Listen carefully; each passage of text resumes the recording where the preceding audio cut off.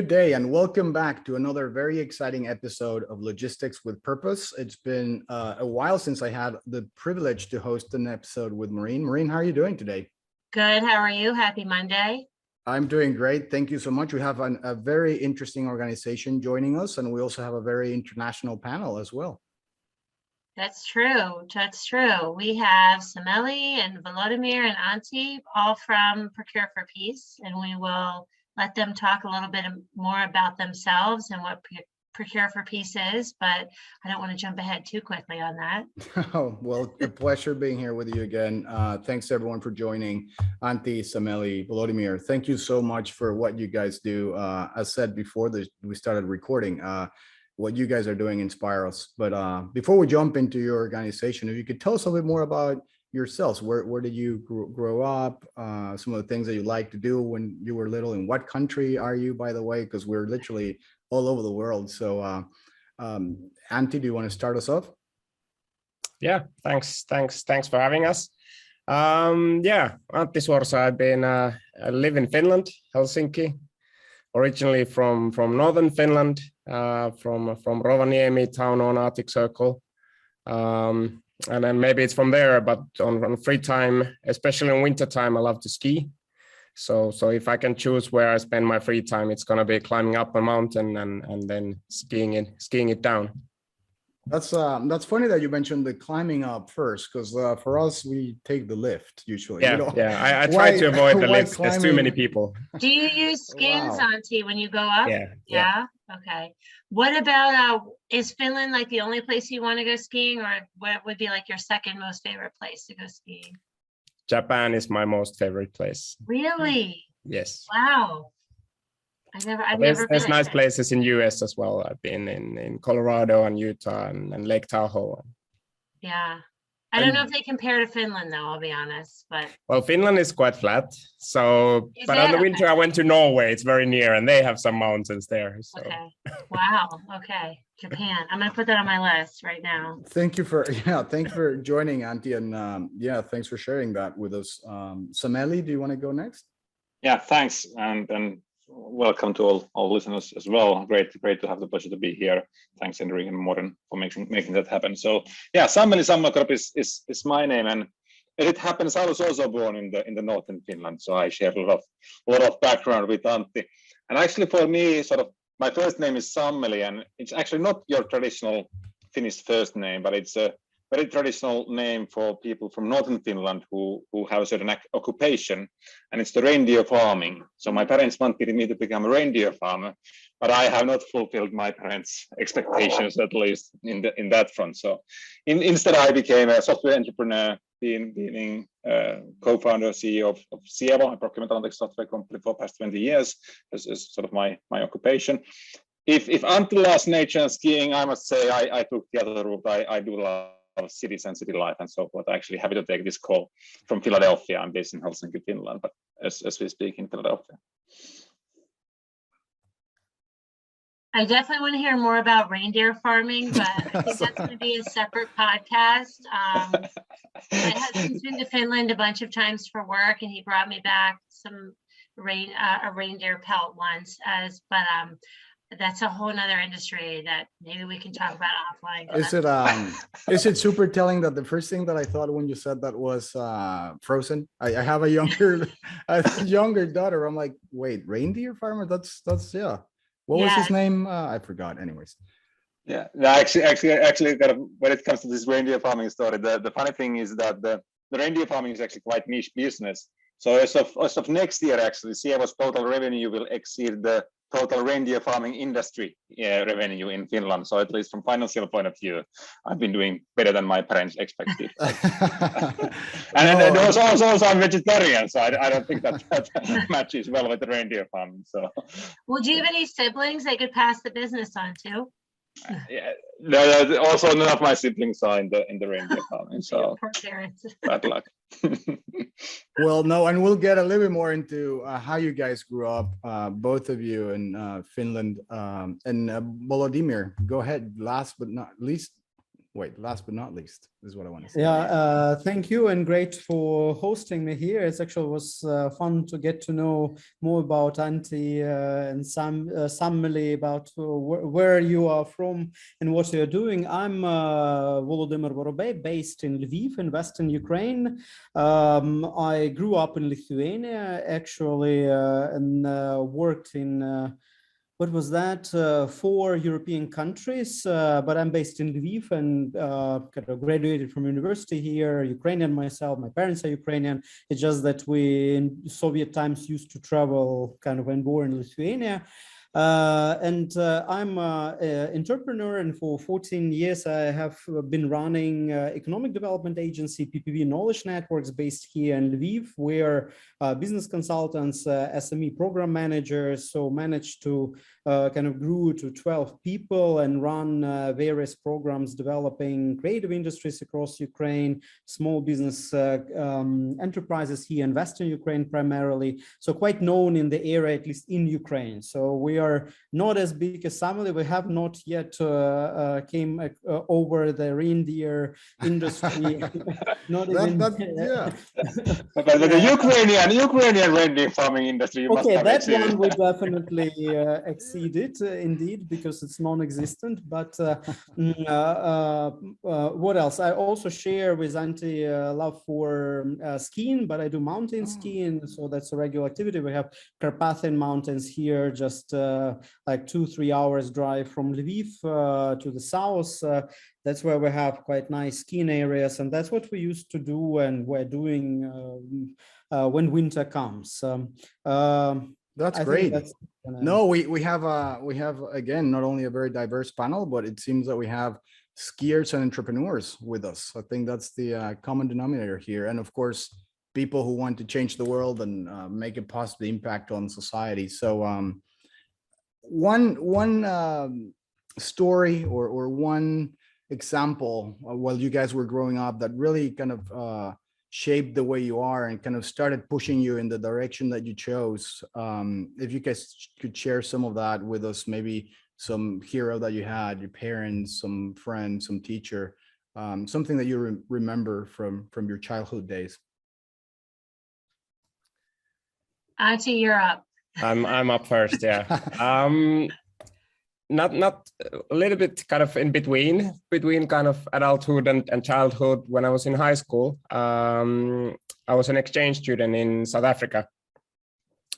So lived in Soweto for a year in a black family. So and then, you know, I was kind of the only white guy in the middle of 5 million black people living. So thinking about if something affected my worldview, it's probably kind of that after that I've been looking world in a little bit different lenses than before. What was the thing that I mean, what shaped, what kind of changed, what was your realization that was so impactful? I think the biggest impact or the realization is kind of that people should be happy. And the happiness doesn't come from the kind of material stuff that is around you. It comes from other people and how you see life. So I think that's one of the key learnings from there. Thank you. If I can jump, actually, because interesting. I can relate to Soweto story because I also been in Soweto, but a bit not when I was a youngster. I was leading a delegation of student of ISAC. It's an international student organization for the World Summit on Sustainable Development, which was 2001, so a long time ago, 20 years ago. We were leaving, actually. I was kind of a leader of international delegation there. There were 40 of us, I think, from 25 countries, and I was like Ukrainian leading international delegation whom I met virtually before. And then we were living in Soweto in the church. So, and I remember local kids were in the bunker kind of beds, because that's what you can afford as a student organization. And local kids were playing with my my whatever, the second and the only jacket that I had at the time. So I forgot once it outside, and I found that they managed to make it into the ball, and they were playing with, this is my jacket. And then to put it in perspective, that because I was representing international headquarters, I had to go to the Senton Center. I still remember which is the poshest suburb of Joburg you can imagine. So I was living the poorest, which taxis would refuse to drive me, and then I was working, attending this whole Hilton's, Marriott's, blah blah blah, convention centers, events of the corporate world, where I had to wear this jacket. And then that what hit me then, it was that, hey, Ukraine, we're such a communist country, like we don't have inequality, because that's when I got to know firsthand what inequality. Now I hear that Soweto is kind of also up and coming, trendy district. When I was there, it was definitely not. So and then that's when I first saw this, these buildings, these nice mansions, and then I saw this little plaque saying trans parcels will be shot. I was like, what? Like normally we used to go, to pick, like as a kid, some apples, these nasty small things you do as a kid, to steal neighbors' apples. And then you see this on the way that people actually get shot for trying to transpass. Like I'm just, you mentioned Antti Soweto, that's what coming to me back in force. That's when I got understanding that, hey, Eastern Europe is all the bizarre kind of entourage, and whatever we have here is actually quite a decent place to live, and we have literally no inequality in comparison with what is there in South Africa. Sorry, maybe it was not like my childhood or whatever the question was, but it just no, great addition, and it's again another thing that you both have in common. So yeah, this discrepancy, right, between people that have material things and people that don't. And Antti, I had a question about your experience when you went to South Africa. Did you get a list of countries that you could choose or rank, or did you purposely choose South Africa for any particular reason? I actually chose South Africa. Yeah. And the answer is long why, but I wanted to go an English-speaking country, but I didn't want to go to US. Okay. And I didn't want to go to Europe. So basically the options were then like New Zealand, Australia, or South Africa. Did you have any idea what you were when you got there? Was it anything that I probably you had like super romantic view from Wilbur Smith books or something like that. So. Yeah. Okay. Wow. Okay. Sammeli, anything from your childhood? No, Soweto experiences. Yeah, you're well, it could be any other experience. Have you also been to Soweto? And I think sort of kind of going back, kind of what made me who I am, and perhaps also why I'm being kind of quite active in these kind of more purposeful movements. I think sort of it goes back to kind of when I soccer player. That was my dream, that one day I'll be the soccer player that sort of takes Finland to World Championship finals or whatever. Never happened. I wasn't even close. And I realized it was not only about you have a dream and put a lot of effort. I just didn't have what it takes from the talent point of view. And that has made me very humble later in my life with whatever success I've had as an entrepreneur. I do realize that, of course, it's effort and that sort of stuff, but it's also very much that I've been lucky in many senses when it comes to my talents, not as a football player, but as an entrepreneur. And it also has made me realize that, okay, if there's a way that I can give back to society, then I should be doing this, because 99% of the success is not due to my own efforts. It's pure luck in the background, my talent, the family I grew up in, the society I grew up in, and so forth. So that's been a great motivation for me to kind of try to give back to society as well. Very true. Sammeli, what position did you play? Forwarder, and actually sort of that in good CLS, striker. Yeah, striker. Yeah, in CLS, everything is negotiable. Like, we can discuss about everything, but there's one exception. When the CFO soccer team is playing, and if I'm there, I'll be the striker. I'll be the opening striker, and that's not up for debate. Great. Was there a particular incident that happened when you were playing soccer that you had like an aha moment where you thought, okay, I'm not going to be at the World Cup, or was it just a series of experiences that you had? It took a long time for me to realize that I'm not really going to make it. I think at the age of 18, I was playing in Finland on the fourth highest level, and soccer Finland fourth highest level is not exactly close to World Championship final level, and then you see the other sort of younger people and so forth who just kind of go past you, and then you just realize this is not going to work. No. Well, I'm still haven't given up, so I did notice that you did change the word for most of, like, let's say the US listening audience to say soccer instead of football, because I would think in Finland it would be just habit for you to say football, right? Yeah. And I guess we also have a lot of, let's say, US-based people working at Sievo, so I guess I'm leaning towards soccer because then there's no room for misinterpretations. Yeah. Well, when you come to Atlanta, you and Enrique could go out and have a recreational game in the courtyard of. He's going to Atlanta. I'll invite you to one of my teams Wednesday nights. You'll come play with us. We need strikers. If you need a striker, I'm there. I'm not need good, strikers. but I'm. Which means you just don't never run back to defend. But I know what it means. Yeah.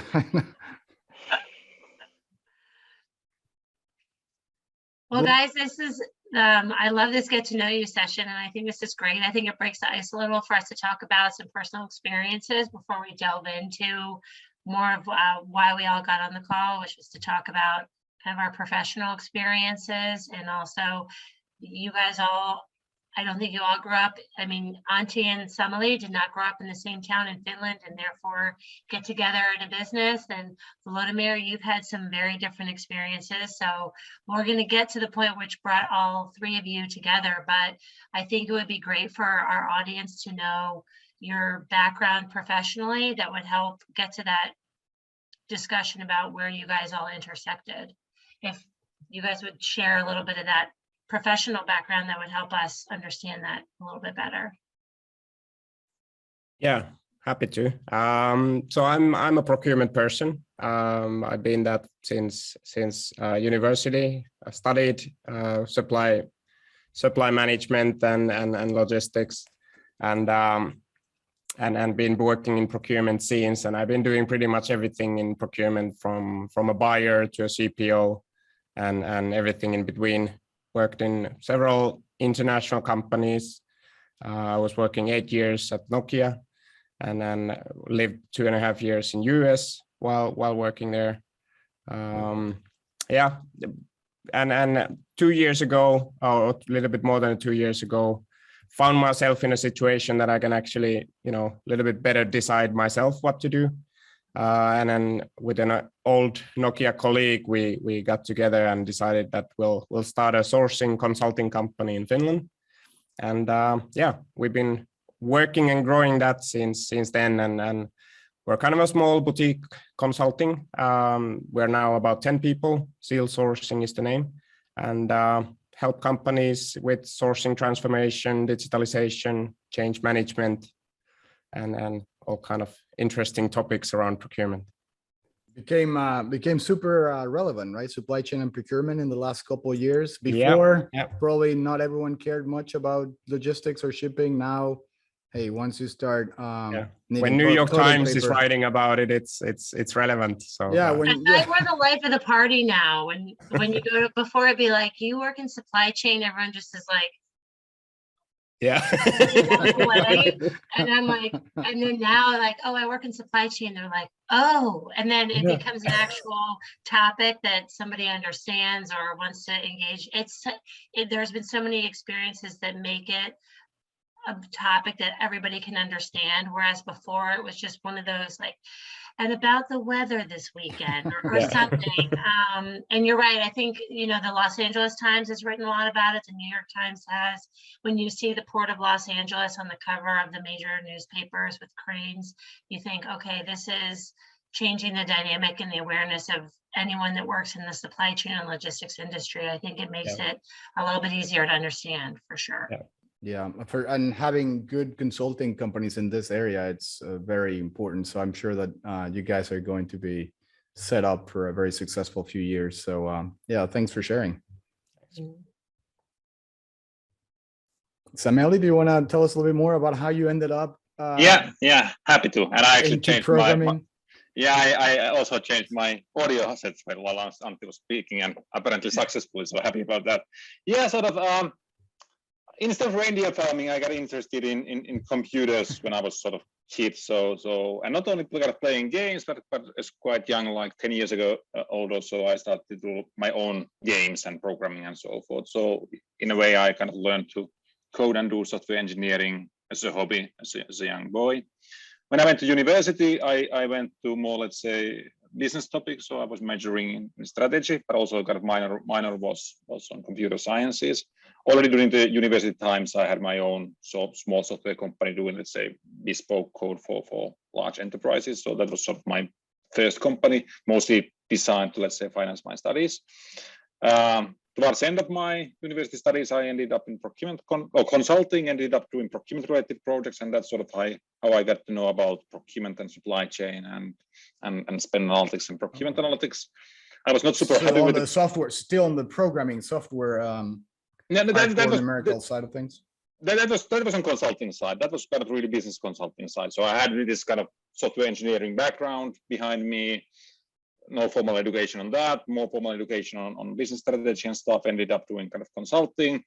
Was not happy with the consulting career, and then sort of decided to combine those. And okay, the only thing myself and the other co-founder knew anything about was kind of procurement consulting, procurement analytics, and then we had a bit of a software background, and combining those two, you get CFO and procurement analytics, and that's the journey we've been now in for 18 years. So we started as two-guy startup. Our initial capital was $8,000 So really kind of bootstrap stuff, and then growing gradually to the point where we are now 250 employees, 25 million revenue this year. Wow.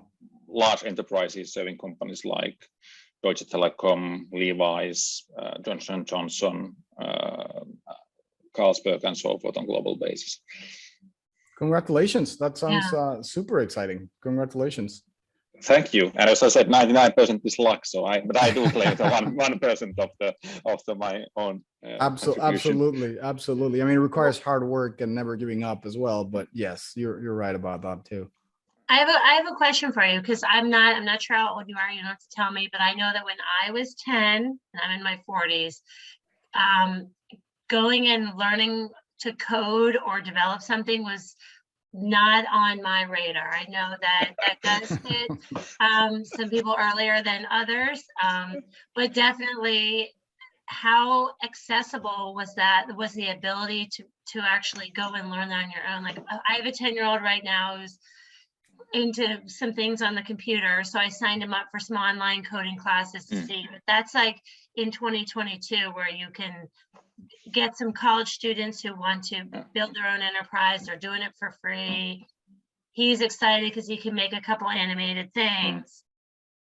But yeah, I mean, I'm 18-year-old and like 10, so it wasn't exciting. So tell me, how did you get into that at that age? Like, how accessible was that? Yeah, I need to also disclose I'm in my 40s, so it wasn't equally accessible back then. 80s in northern Finland, in small town. A lot bigger, Yeah, but so what happened actually? So I guess I need to also thank my bigger brother, who sort of convinced my parents that we should get the Commodore 64, and we got, and then I think he sort of purchased this visual kind of basic programming kind of guide or something like that. And that's how I got my first introduction to the world of coding. But yeah, it's quite different ballgame nowadays, sort of with the online accessibility of the classes. Then at the same time, I would argue that okay, if you imagine yourself in northern Finland, a 2,000-person town in November when the sun doesn't rise, also the alternative activities are quite limited. So I think that forced me to do something. It was the most interesting attraction available. That's funny. Yeah, the Commodore 64, that's basic. So you started with basic, I'm guessing, right? And then Pascal, and from there on. I had basic. I had my Pascal years as well, and then moved to Delphi, which is sort of more visual programming stuff and so forth. But I haven't touched software code in, I don't know, 10, 15 years, and I think it's for the benefit of the company, for sure. Well, it did you well. I mean, Yeah, for sure. It was definitely a good upbringing and great experience. Volodymyr, tell us a little bit more about you. How did you became the successful person that you are now? Well, I'm always humble in kind of describing whether I'm successful or not, but at least, I mean, I'm a decent person. That's the most important. I was laughing because actually I also was computing on Pascal, QBasic and Turbo Pascal, but it was in still Soviet Union on Soviet computers with occasional, how you call it, short circuit receiving some electrical kind of, how you call it, motivation, let's put it that way.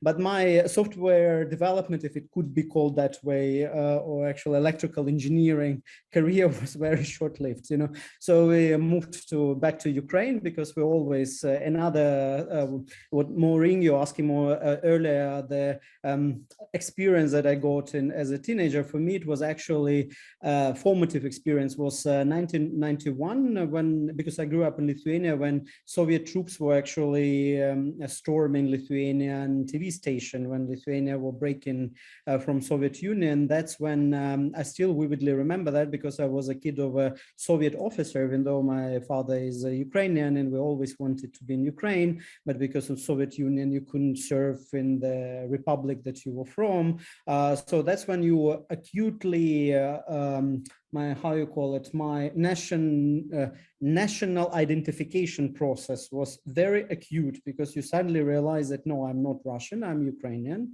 So you start asking questions, your parents, what does it mean? Because we were at the time Russian speakers, so Russified Ukrainians. Now I'm back to the roots, to my Ukrainian language, even though we're completely bilingual kind of country as a way.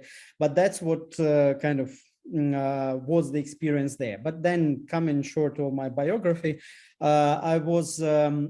I graduated from economics, so finance and credit, worked in Germany, then some logistics Unternehmen, actually, in the logistics in the financial department.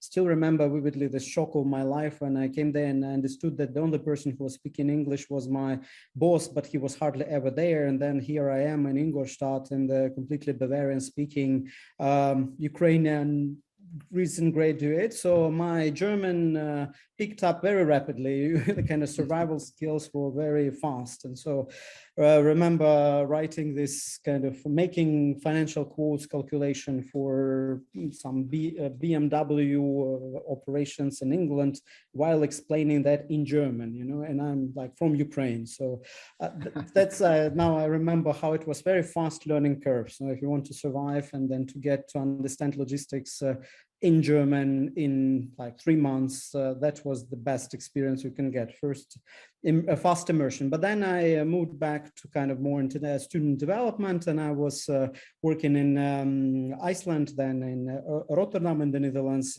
Then my student activities went over, and then I joined as a knowledge manager for associations in Brussels, where I worked in the area of corporate social responsibility.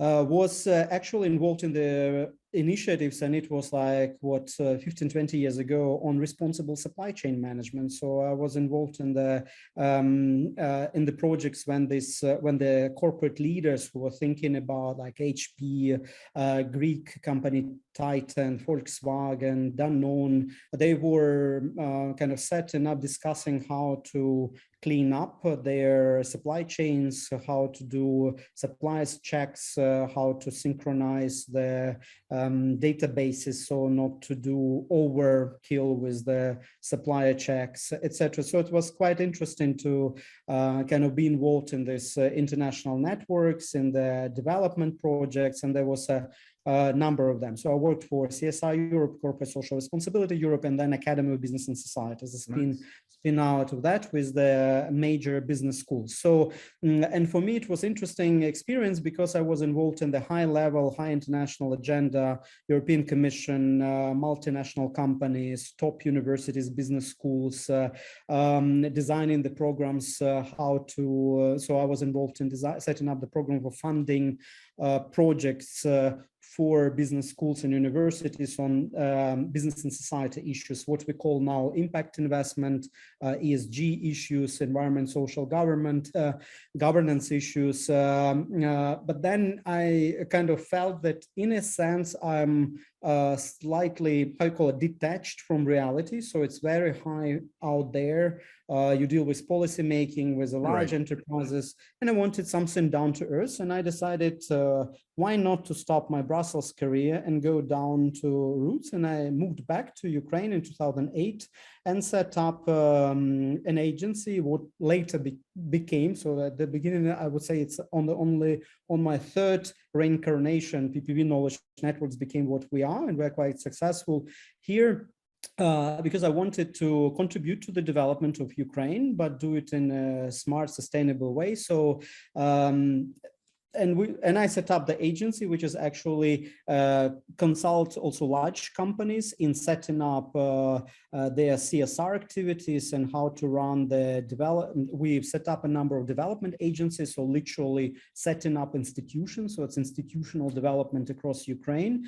We run a very successful program of Nova Poshta. Nova Poshta is the largest and very successful logistics company in Ukraine. It's one of our corporate successes, and the founders invested into setting up kind of SME development, fast track educational program, which our agency helped to design, so program and roll across the country. And now there are more than 1,000 graduates, SMEs, so small traders who are alumni there. And we're happy that now they're running it themselves now, but it's our design kind of roll out the whole, it's called Nova Poshta School of Business, kind of not a business school, but School of Business, kind of to play on the words. It's 8 module programs, which was running across 8 cities in Ukraine. We are also implementing projects funded by the European Commission, USAID here, and still doing that, supporting either sectors, for instance, creative industries, kind of fostering development, training, providing funding, or we, for instance, introduced the vouchers for SMEs as an instrument, policy instrument here in Ukraine, which is kind of now being copy-pasted by different local authorities. So for me, it was background down to the roots in a sense. So I have, I would say, reverse career, you know, normally. Yeah, full circle, you came back full circle, right? Exactly. So I came through Brussels. So I was meeting the commissioners, you know, like maybe it's not for the podcast to tell the stories, you know, how like, and then I'm Ukrainian and people wouldn't even know where Ukraine is at that time. And they were still telling that we're somewhere as Russia. And of course it was all the rage coming that no, we're not Russia, we're different. And then and now I feel myself in my place, kind of, I'm where I belong. I'm involved in development of my country, involved in the policy making. So you work with MPs, with ministers. I know personally our prime minister because we used to work on projects here, and it feels very natural, kind of. That's where I contribute. Right. That's where I am.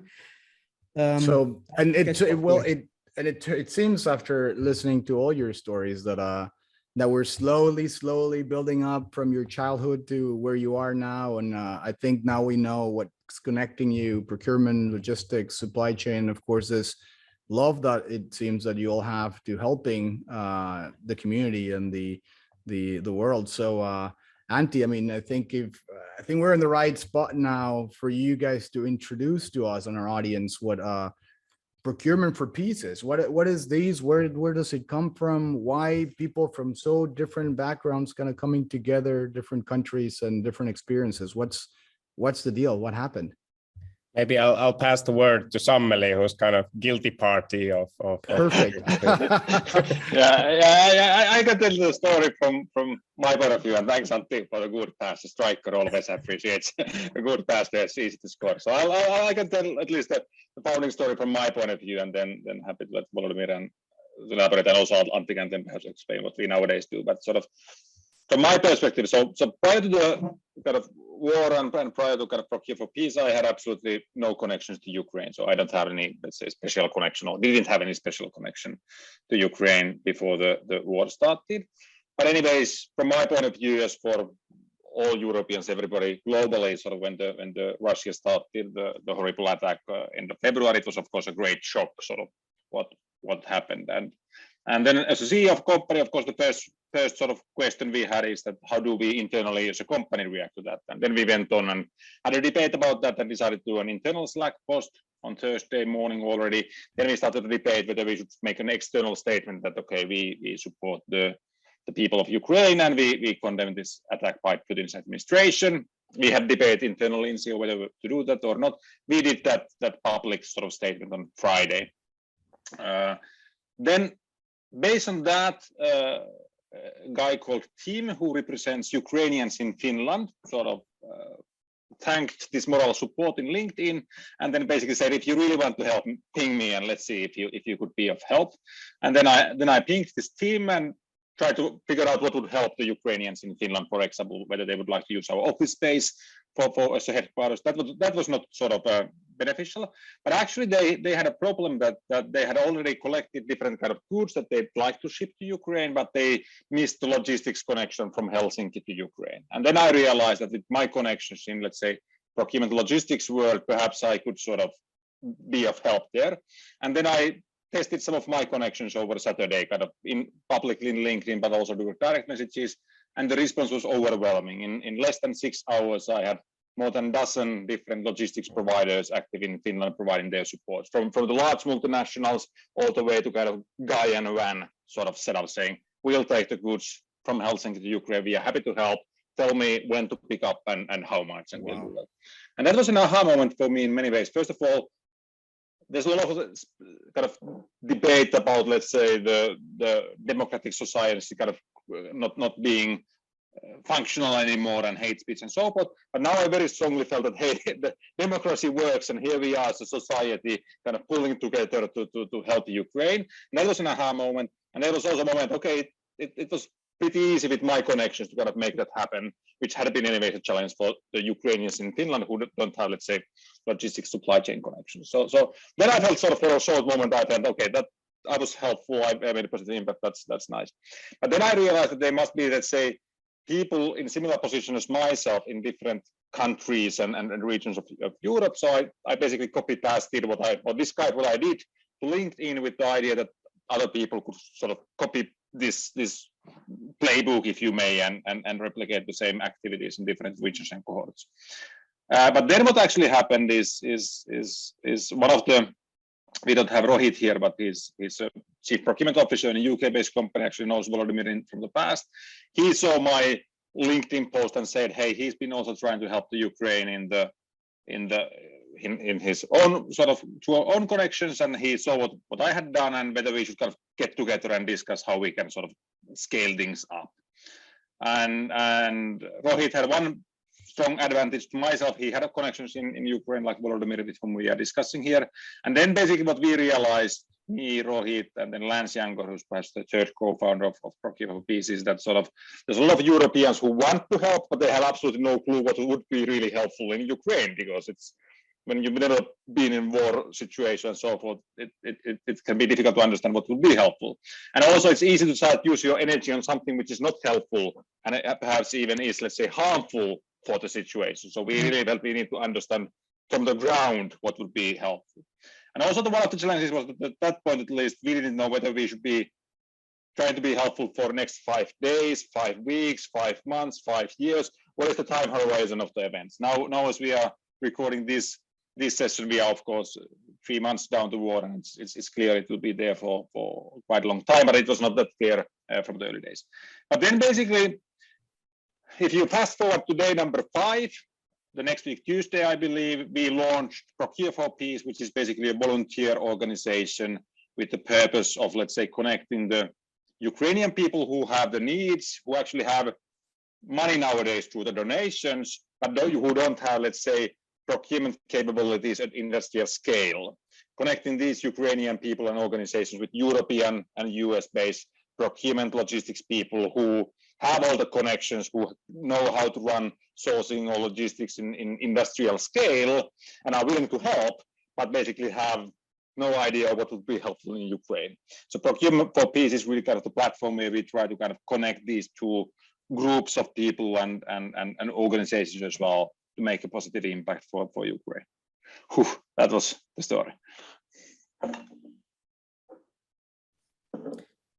I can jump next then also to continue what Sami was telling. Indeed, Rohit Sata, my teammate from Rotterdam Times and kind of a good friend of mine who's now living in Germany, he introduced me and said, you know, there is this bunch of guys who are setting up this Procure4Peace. How can we help? And he brought me on board.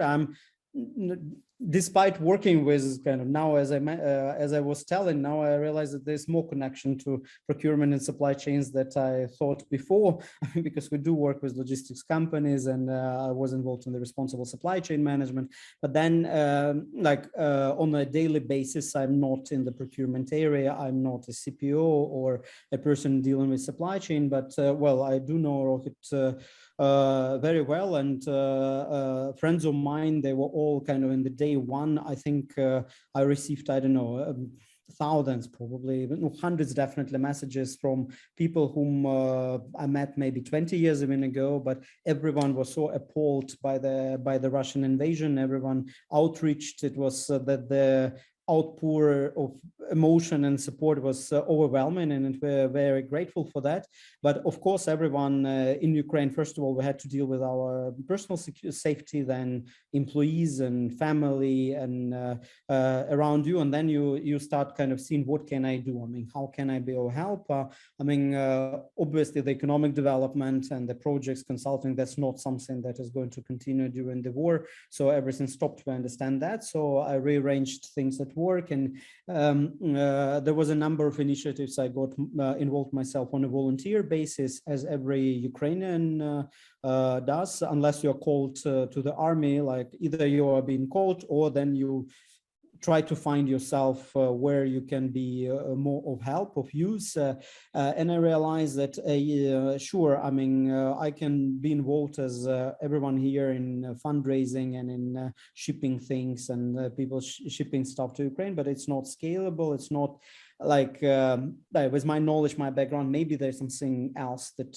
I can do. And that's why I agreed to Rohit's offer, the kind of to join and see how I can help. So long story short, I also outreach to people in Ukraine who are actually more knowledgeable on procurement side. I got in touch with the Kiev School of Economics Center of Excellence in Procurement. These are the women, ladies who were involved in kind of training and developing procurement managers across Ukraine. So it's a recognized center of excellence in that area. They are very well connected to the procurement network in Ukraine, including the defense ministry, including the large companies operating here in Ukraine, both multinationals and Ukrainian large companies. Plus, they were and still are very involved in Prozoro, which is one of the successes of Ukraine. It's a public procurement system which is kind of open-ended, where all public procurement goes through, and there are competing kind of platforms. So it's a single database across the whole country, but then the operators of it, they're multiple, and they compete for kind of people trading on the platform. So it's a post-Maidan, post-2014 revolution success story, which eliminated petty corruption, this whole transparency system that was involved, and keeps. Well, it sounds like you called the cavalry. I mean, you basically, when you found out about this, you called every single person you knew, all the organizations that you think could. Well, I wouldn't say I called every single. I found those who know, and then plug them into Procurement for Peace. Brought our heavyweight, it was a Ukrainian Zoya Chichulina, who is driving force, who was I think 15 or 20 years of experience in Mondelez here in Ukraine. She was a CPO there. Now she has her own, she's like an independent consultant on procurement, and she got involved in our lead with Procure4Peace Ukraine. How many people did you have? So Sammeli put you in touch, gets in touch with you. You start calling other people. Now there's not only one, there's not only two. It sounds like it's starting to create a movement. Perhaps Antti can give a status check where we are right now and what we are up to nowadays, I think. Yeah, so I joined about like maybe 3-4 weeks into the show. I know Sammeli from the past, and I followed from the beginning, kind of the Procure4Peace story starting to shape up. And yeah, now we are, so let's through LinkedIn, Antti, or how did you? Through LinkedIn, yeah. Okay. Yeah. So when Sammeli put it out there for people to know, you saw it and you reacted to it, and you're like, okay, I gotta ask. And then Sammeli and Lance and Rohit kind of posted a job. So they were looking for a volunteer to take kind of the sourcing activities and start to lead it from that point of view. And yeah, I happened to have a bit quieter period, so I had kind of possibility to push some other things aside and jump on board. And I think it's great just to be doing something and not just worrying and following up Twitter and seeing kind of news. Is Kiev still, you know, standing? So yeah, now we have a core team in Ukraine. So with Volodymyr, we have Zoya that you mentioned already. We have Olga and Olena from the Kiev School of Economics, and then we have the founding fathers on Europe side, myself. Then we have Nas, our communications lead, and then we have the LinkedIn group for Procure4Peace, and I think we have more than 1,000 people there currently who have kind of joined the group, so they want to know what's going on, and then we have, let's say, 30 to 40 people both in Ukraine and then outside Ukraine who have kind of volunteered, so informed that they want to help in different form or so. So yeah, it's been coming up quite a movement lately. I also can add that we, sorry, Maureen. No, you go first. No, you go first. We also, on the Ukrainian side, we set up the Facebook group because it's interestingly enough in Ukraine, like Facebook plays a role of LinkedIn, kind of more professional networking. It's bizarre, but that's how the geography pick up different social media, and we had to be there. So it's also growing quite at a pace.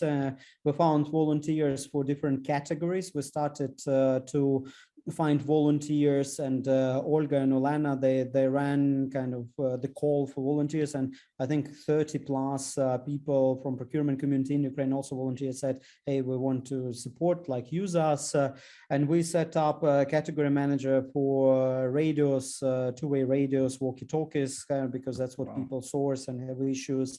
What else we had, and we also work with Cordura Fabric, because it's quite a demand. It was quite an adventure to actually try to find the suppliers of that, because it seems that we Ukrainians have kind of what is that, everything, across. So it's the fabric for bulletproof vests and medical kit pouches and this kind of heavy duty fabric. Maureen, go ahead, Maureen. I know you had, we haven't let you talk in a while. It was more on like a higher, like a bigger picture level where, when this all started in February and you guys came together really quickly, it seems like in a week, you were able to come together and start a program and an organization. How has the scope or reach changed? Obviously, there's a lot more followers and people part of the group, but I don't know that everyone had any idea of where we would be 3 months later, like you said, so that the timeline keeps shifting, expectations shift. How has that affected kind of the day-to-day of your role? That's a great question, because of course in the beginning it was a lot of energy in a very unstructured way, so positive chaos, of course, for an entrepreneur that almost feels like home, but positive chaos, that's a good way to say it. Yeah, I like that. But then at the same time it quickly became clear it's not scalable like that. And if also kind of initially there was a lot of people who sort of raised their hand and said, I want to help, and there's a lot of kind of this willingness to help, but then pretty quickly we realized that trying to kind of some leverage from 1,000 people who are very willing to help, but who can have 1 or 2 hours per week is not going to be a scalable way, because you use more time for coordinating than you get benefits out. So then we sort of stated, okay, we want to have at one hand side this sort of core volunteer organization who then are, let's say, full-time or close to full-time, let's say, people who can really kind of keep the ship in the shape. Then also we realized that instead or in addition to, let's say, leveraging a lot of, let's say, individuals, let's try to kind of connect for some of the large organizations who have consulting and procurement expertise, be it GP or Vorobey or Scout-P, who can provide tools and resources to help the cause. Yeah. So instead of going to 1,000 people and try to get 1 hour, go to a large organization, try to get 10 people full-time. And I think that has helped us to kind of make a positive impact. At the same time, we are still figuring out how could we also leverage the kind of the strengths of the community, because there's so capable people in the community. But really, it's less of that positive chaos right now, and a bit more structure as such. And it's evolved over time. Of course, we still don't know what is the end game going to be, because now it's, let's say, very much focused on Ukraine, and there's purposeful work to be done right now, so we don't even worry about that. But what is the end game really for these organizations? Something that we've sort of crossed our minds, but it's not solved yet, and no need to solve it right now. Oh, go ahead, Maureen. No, you go. No, I was just nodding. That was all. I knew that you were next. Yeah. No. So, and what are the current needs? Because as you say, the goal is unfortunately nowhere near this horrible atrocity that Putin and Putin's administration has put on to Ukraine, but also the world. Like, there's outrage out there. There's positive chaos, as you put it. There's a lot of energy. A lot of people want to help. And we see it on a day-to-day basis, which is uplifting and inspiring, really. But what's the need? What does Procure4Peace need right now? What's the main thing that you guys are seeking out to do, or what's the next kind of objective? I think we've been, there's kind of different phases, and there's some studies about kind of crises and different kind of needs in crisis that there are. And we've been very much focusing on those kind of first level things and you know, medical kits, blades for bulletproof vests. We've had some needs around food. So things that, you know, country in a war need and people in war need. We've helped some NGOs helping refugees. There's been millions of refugees leaving Ukraine, so there's been some specific needs around food and hygiene products for refugees. And I think that those needs are still there, but I think we're starting to kind of evolve and whether and when we are gonna we'll go to the next phase and what the needs will be there is probably a bit of a question mark. We just talked about it with Volodymyr on Friday. But I think we still have needs coming up on those kind of, you know, first categories that we've been supporting with. But we're starting to see kind of maybe we are in a little bit more quieter phase.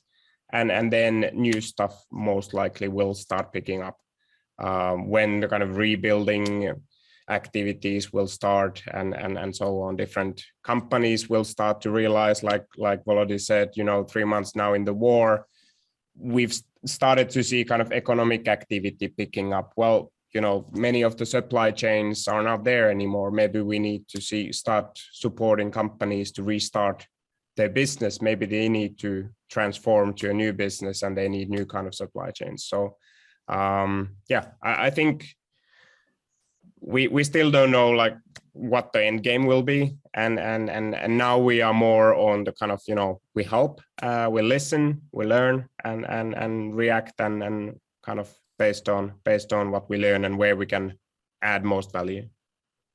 I think I might add actually what concretely we've done and where the kind of our contribution was, because we're also discussing kind of how can we help, because as soon as we announced that we're more about we are in the area of procurement helping to find actual suppliers. Of course, you get overwhelmed by this request that I need 2 bulletproof vests or whatever. So it's a small scale, which obviously you can't manage that. So we were talking about scale, and then we found this I would say rather successful formula whereby we used our contributors to whom we're grateful, Beroya, Scout B, who would help us to identify suppliers, and we would make publicly available the lists of verified suppliers with stock available, let's say of the armor plates or the first medical kits suppliers. And we were tracking, there were 700 plus views on those lists. So when people would outreach and contact, we would also put the standards publicly available on our Facebook page.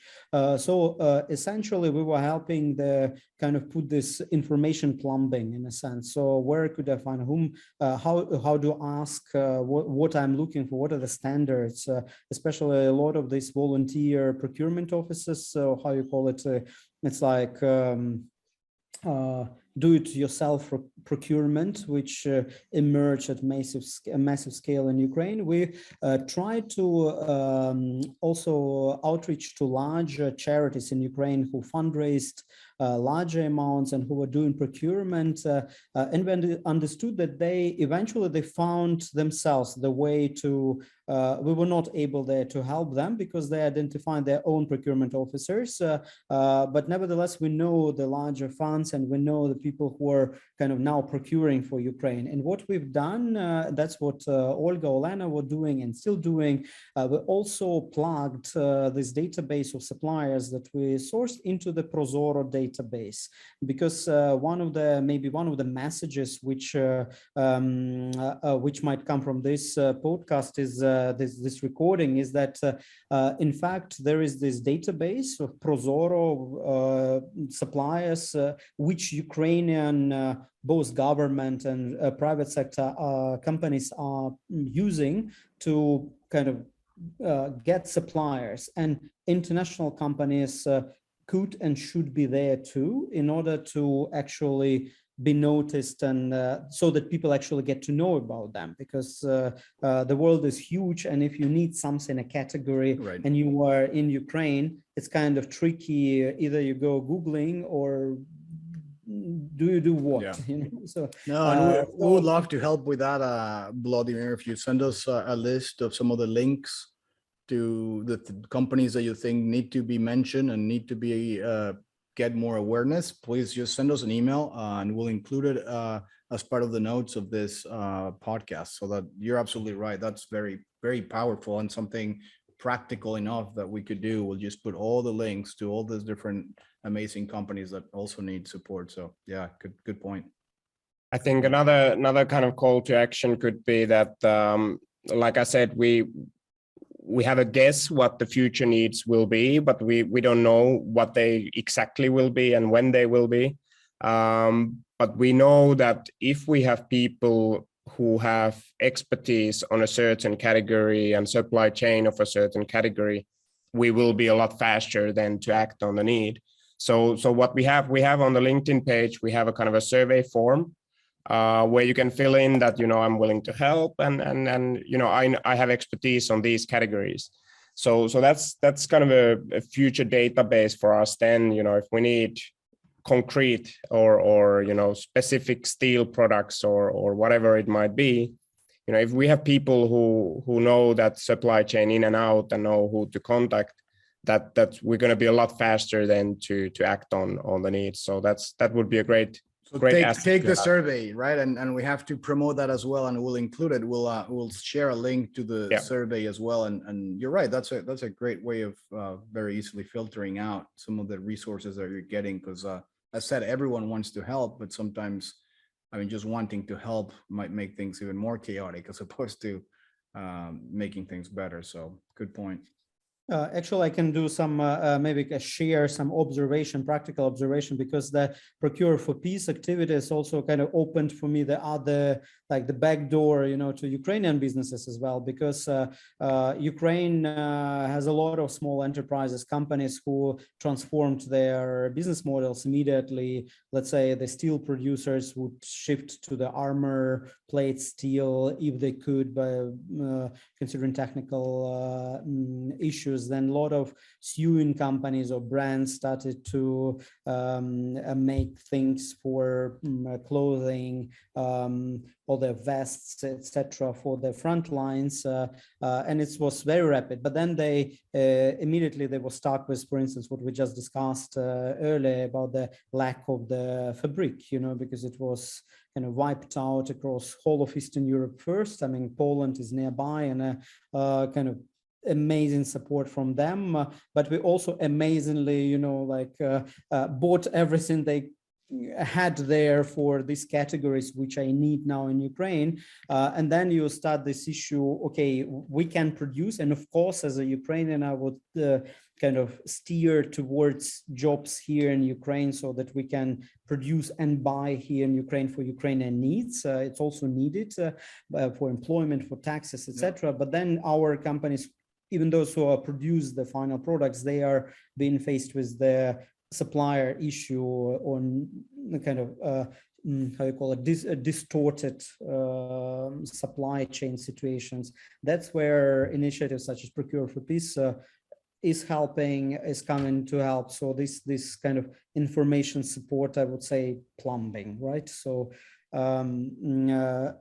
and that's where we need to know whom to outreach, as Antti was mentioning, know the category specialists who can actually pinpoint, because it's actually challenging. It's not that easy to find suppliers of certain categories in time of great demand and with availability and possibility to actually deliver to Ukrainian border. And it's urgent too, right? I mean, you need them from a procurement standpoint, from a shipping standpoint. It's like, hey, we need them now, right? We get yesterday, right? So you're absolutely right. Maureen? I was actually just curious, as you were talking about, I know it's a little bit off topic, but for some of those things with the vests and the armor and things like that, have those been accessible for civilian use, or is it more that the military is looking for additional resources with that? I know in the States it's harder to get that, like, as a group, but the military has it. So in the situation with Ukraine, there's so many levels of people part of the trying to protect the country there. Has it? You see, that's a multi-dimensional question, I would say. So on one hand, there is a military forces procurement, obviously, and there is a great help from the Western countries supporting, and these are their own separate channels, which we do not get involved. But then also we need to remember that Ukraine, well, it was an invasion, so there is an army, but then there is the territorial defense forces, which are part of the army, but which was set up just in January. So it means that in terms of procurement and in terms of equipment and the personal protective equipment, they're not much. Yeah, let's put that way. The weapon is there, but then it's up to volunteers to actually equip, and it is 100,000 people like in 1 month, that you suddenly need all of that, plus people who go in then to the front line, then they figure out that they also would like to have these drones, and then they would like to have these walkie-talkies, and it would be great. And Ukrainians are inventive in what we need and how we can fight. In this sense, it's our kind of forte. And then the demands are coming, and then you have other different various countries and regulations, where somewhere it's let's say rather prohibitive and restrictive, let's say in Germany, that you would need to have a kind of quasi license in order to buy that, but in other countries it's kind of available for the civilian use. So you need to kind of navigate that. So let's say in armor plates, it's just armor plates. It's not the final good. So what the supply is available, and you can source them from European countries to Ukraine. So that was also part of the check and part of the kind of the whole research, you know, how, Right. where can you source, what quantities you can source, what's the procedures there. Right. Yeah, because I So- wasn't sure too if the shippers or the suppliers had restrictions on who they could sell to, which then created a little bit of a challenge for, there's obviously a need and there's some resources or supply here, but I didn't know what other hurdles there were. And you had mentioned it's hard in some countries to procure that because of the rules, but on the other side, I didn't know if all the manufacturing facilities had the freedom to sell to who they wanted to. And to open up that commerce to those who need it in Ukraine.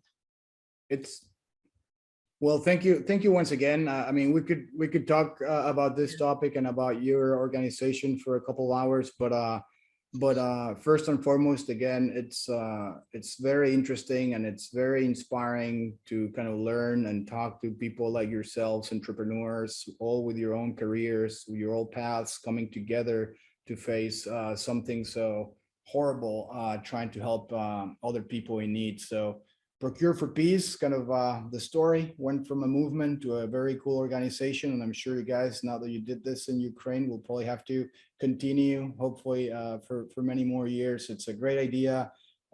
It's great to see that you guys all came together. It's great to see that people are supporting you. How can our audience connect with you? What's the best way to contact you, Sammeli and the team?